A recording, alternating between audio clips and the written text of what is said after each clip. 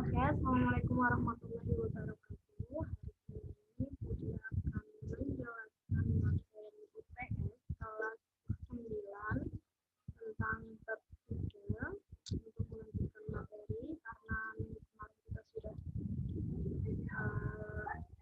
ulangan ya. Hari ini kita akan membahas tentang materi dari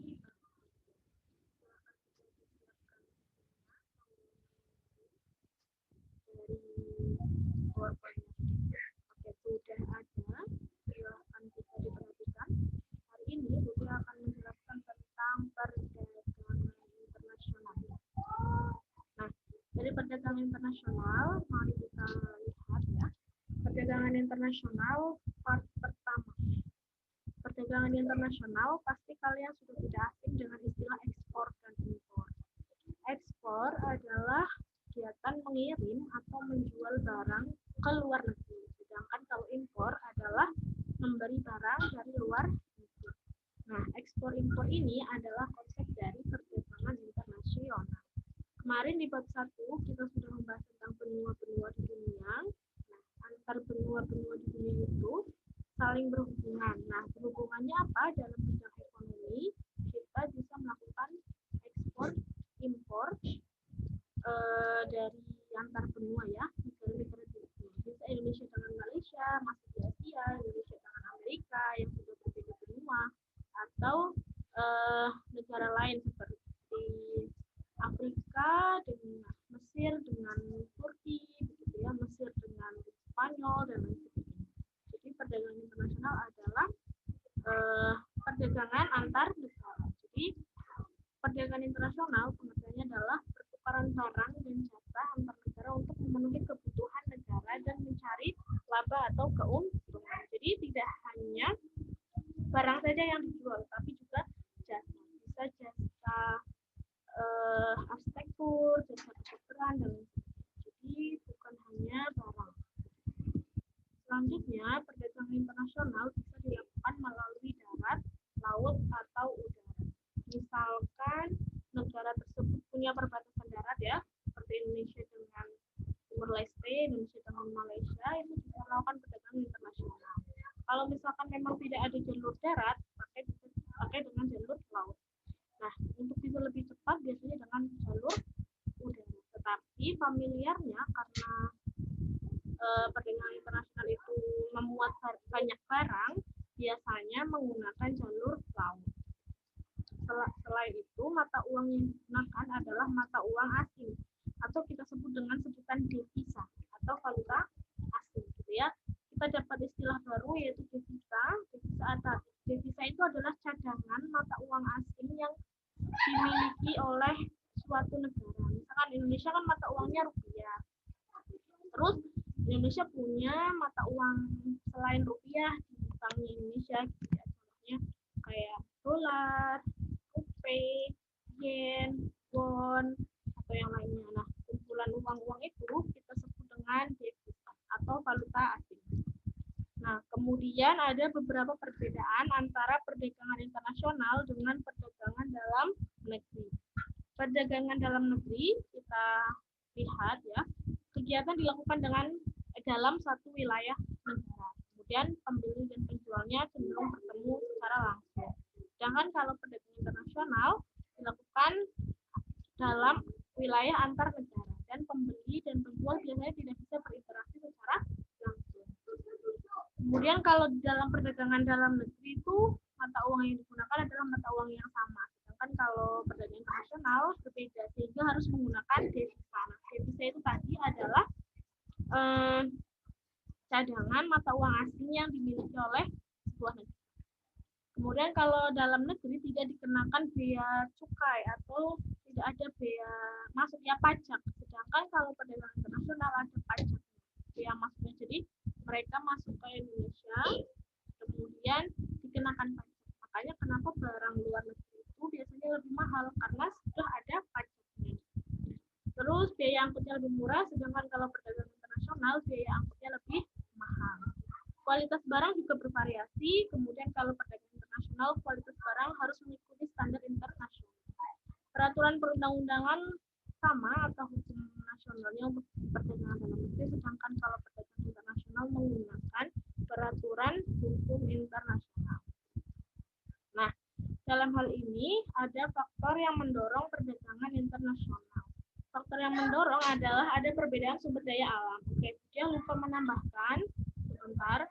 Dalam perbedaan sumber daya alam ini ada istilah namanya keuntungan absolut ya. Keuntungan absolut adalah keuntungan dari sebuah negara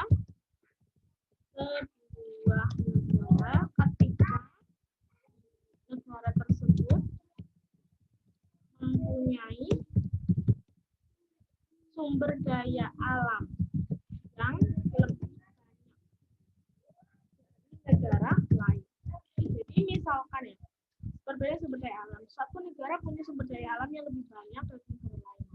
Tapi yang negara satu tidak punya, otomatis dia akan meminta atau minta dikirimin ya, terjadi perdagangan. Contohnya adalah Singapura dengan Malaysia. Singapura itu dia tidak punya sumber daya air bersih karena daerahnya kecil, kemudian sungainya begitu ya, tidak ada mata airnya, sumber mata air bersihnya tidak ada, sedangkan Malaysia banyak. Akhirnya Singapura itu meminta air atau impor air bersih dari Malaysia. Nah, dalam hal ini Malaysia punya keuntungan yang lebih tinggi, yaitu keuntungan absolut. Nanti akan ada satu keuntungan lagi, yaitu keuntungan komparatif. Nah, keuntungan komparatif ini adalah keuntungan jika sebuah negara punya kualitas sumber daya manusia yang lebih baik daripada negara yang lain. Jadi, keuntungan sebuah negara yang memiliki kualitas sumber daya manusia, bukan sumber daya alam. Jadi, Malaysia sama Singapura, keuntungan absolutnya tinggi Malaysia, tapi keuntungan komparatifnya tinggi Singapura karena Singapura sudah negara maju. Kemudian orangnya lebih pintar gitu ya, orangnya lebih pintar, lebih berkualitas, sehingga Singapura disebut dengan keuntungan komparatif yang lebih tinggi. Tapi keuntungan absolutnya lebih tinggi Malaysia. Kemudian yang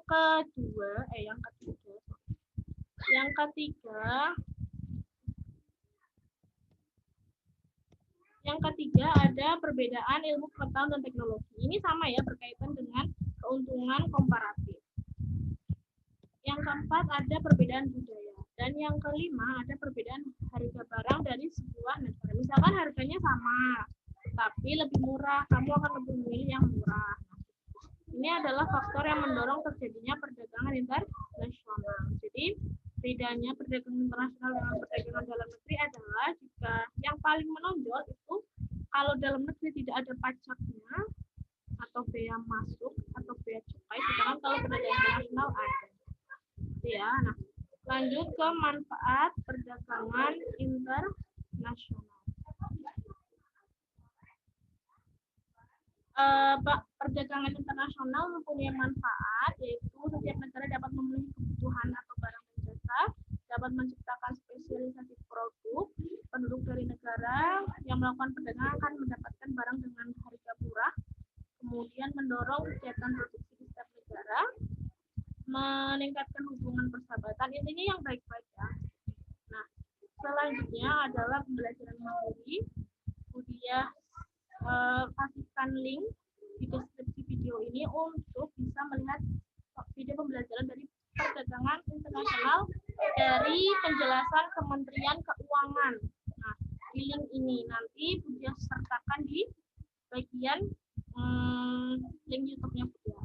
Oke, itu saja mungkin dari Budiah untuk part 1 ini. Semoga bisa dipahami. Jika ada pertanyaan bisa ditanyakan melalui chat. Nah, untuk pembelajaran mandiri silahkan dilihat. Jika ada pertanyaan atau istilah-istilah penting bisa dicatat ya. Istilah penting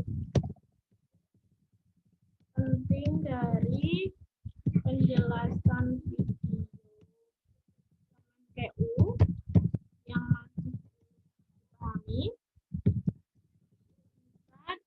dicatat dan